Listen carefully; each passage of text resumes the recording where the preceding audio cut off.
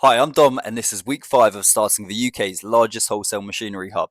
The time has finally come to start purchasing stocks. I had to catch a flight to a more remote part of China. Hospitality for customers in China is beyond belief, and the first factory owner picked me up from the airport and took me straight for dinner to discuss what his plans are for the future machinery production and how we could help each other. Anyway, next morning we got cracking and headed straight to the first factory. They recently updated their new production of skid steers, so they had around 50 discontinued models in stock.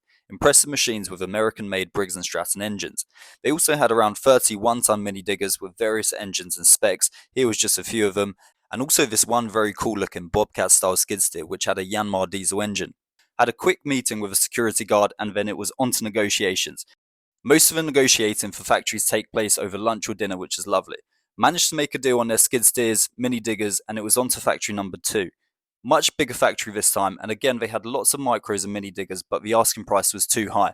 Luckily they had some 2024 3-ton models available, and we made a deal for 2 units to try out in the UK market or for some of our export customers. Had to wait for factory 3 to pick me up from the town, as a lot of them like to be discreet, and after getting laughed at by some shop workers,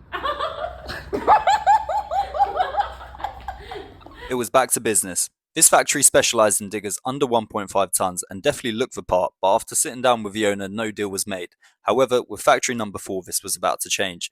The owner of this factory said there would be some older models in stock, but I did not expect there to be this many.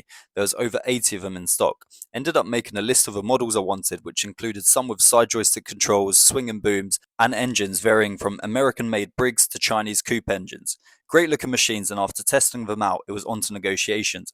A little bit of back and forth and the deal was made, over two 40-foot containers coming from just this factory alone. So that's week 5 done. Drop a follow if you'd like to see the journey, and thanks for watching.